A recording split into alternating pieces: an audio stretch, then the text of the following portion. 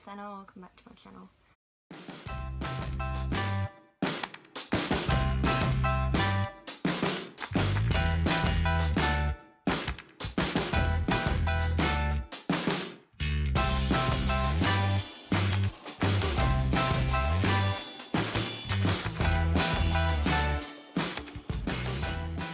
So this is my May wrap up.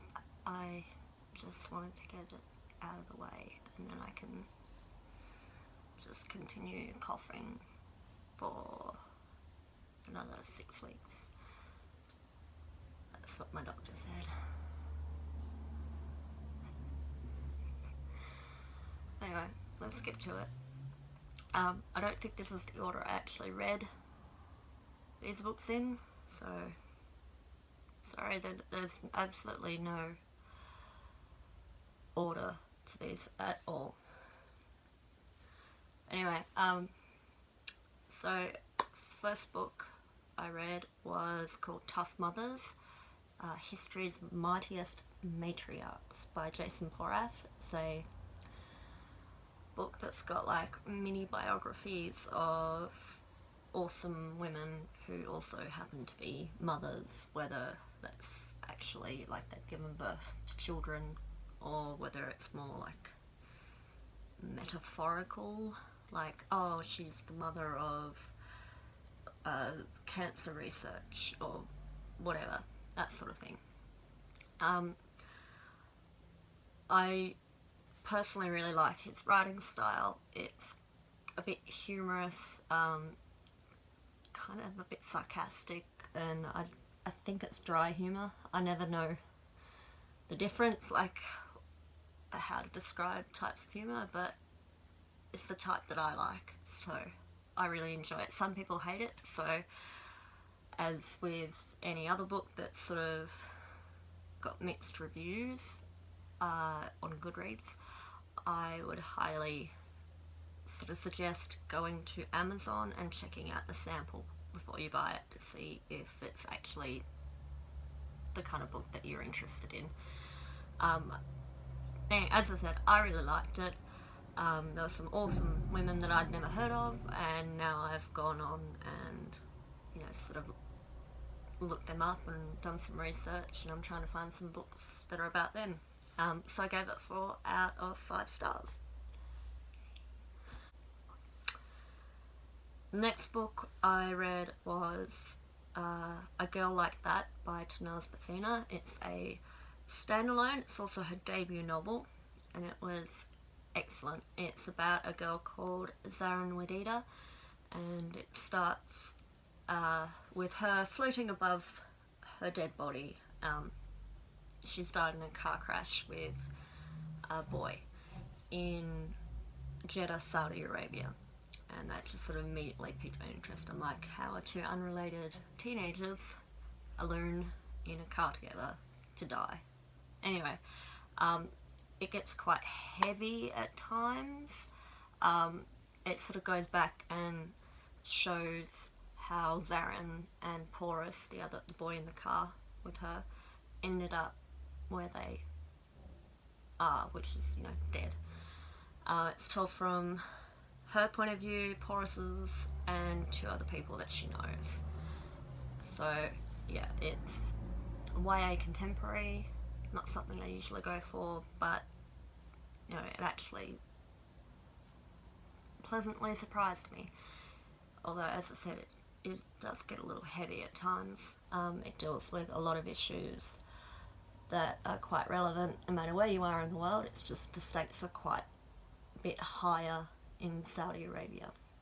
So it deals with things like you know, women's roles and sexual assault and all that sort of thing.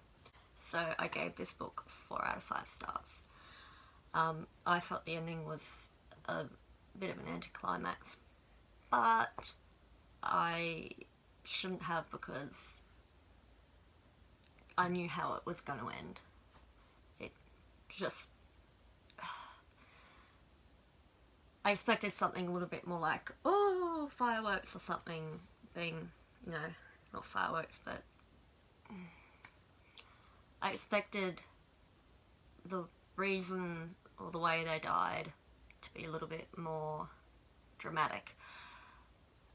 And looking back on it a few weeks later, I'm kind of glad that it wasn't dramatic, because that probably would have annoyed me. So, as I said, 4 out of 5 stars. Anyway.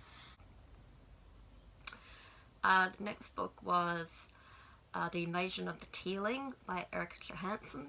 It's the second in the Teeling trilogy. It's a YA fantasy / dystopia. I'll be doing a full review of this at some point in the future, so yeah, I'll look out for that. I'll probably come back and add one of those card things up here somewhere, for those who are interested. I don't want to talk too much about it because it is the middle book in a trilogy. It is... It's got some really, really sort of heavy themes, dark themes. It's like I was going to read the trilogy just straight through, but I have to take breaks because it just weighs me down. That being said, it does tackle all of the issues of, you know, trying to build up a kingdom that's in ruins, basically, and a kingdom that's on the verge of war with the neighbouring kingdom that is superior in terms of, you know, military and resources, etc. I probably didn't do a very good synopsis, but I'll do it in the proper video.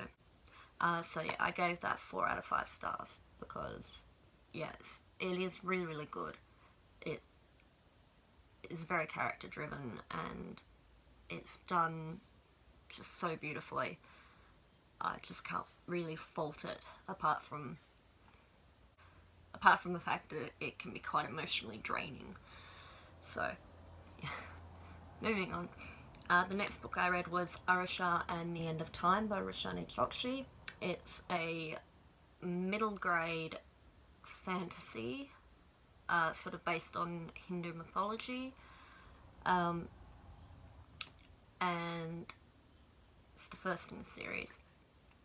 I discovered that I don't really like middle grade, so that kind of affected my rating of this book. Basically, it's about a girl called Arusha, and she tends to tell lies, and her classmates call her out on it.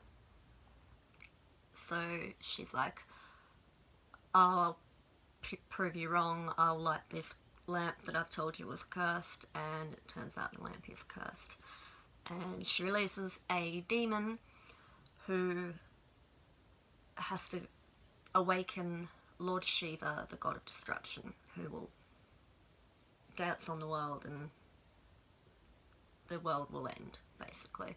So she has to go find the reincarnations of the Pandava brothers from the Mahabharata, which is an ancient Hindu Sanskrit epic poem, I think, and stop the demon. And yeah, it's a good book. It wasn't quite as lyrical and beautiful as Roshani Chokshi's first 2 books, which were A Star-Touched Queen and The Star-Touched Queen and A Crown of Wishes, and I loved those. So yeah, that being said, it's full of action, it's got a bit of humour in it. It is pretty good. I gave it 3.5 out of 5 stars. So yeah. Moving right along. After that, I started the Ramadan readathon, which is still going. So that involves reading books by Muslim authors for the whole month of Ramadan, and that goes up till June 16, I believe, or 15, can't remember at this particular second. So all of these books are by Muslim authors. So the first one I read was an anthology of short stories. It's called The Jinn Falls in Love and Other Stories. It's been edited by Mavesh Murad and Jared Shuran. It's, yeah, obviously fantasy. There were a lot of stories in this that I really enjoyed. There are a few that I was like, I don't understand how this relates to jinn at all. There are another one or two that I just hated. But for the most part, yeah, I was really impressed. My favourite story was by Sami Shah, and yeah, it's really creepy. It's, yeah, I don't even know how to explain it. It's just, yeah. So yeah, I quite enjoyed it. I don't normally read short story anthologies, so it's something new for me. Yeah, so I gave it 4 out of 5 stars because on the whole, it was pretty, like, it was amazing. Most of the stories were really well written, so yeah, if you're interested in jinn and different perspectives, then yeah, give it a go. The next book I read was Written in the Stars by Aisha Saeed. It's a YA contemporary. It's about a Pakistani American girl who, you know, is on the fast track to becoming a doctor, going to med school in the States, and, you know, her parents seem pretty progressive. They sort of let her decide what she was going to study. Not that it hurts that she wants to be a doctor, but anyway. But they've always told her that she will marry who they choose. And when they find out that she has a boyfriend, they kind of go a bit mental, and they decide to take her back to Pakistan for the summer to meet her family and reconnect with her heritage and the traditions and stuff like that. And so what starts as a nice summer family reunion kind of quickly goes down the gurgler when they decide that she's going to get married in Pakistan. And yeah, I thought it was going to be a lot lighter given that it's YA, but no, this book's just stab you in the heart. But I couldn't stop reading. So it's about a forced marriage, essentially, and this is a big problem even in the Western world. It happens in the US, it happens in Australia, it happens in Britain, like, it, you know, countries where you're like, oh no, you know, that kind of shit doesn't happen where I live. You're wrong. It does. Sometimes the marriages happen, you know, like in Australia or the US or whatever, but sometimes the girls are dragged off to their parents' home country and forced into marriage, and it's not pretty. I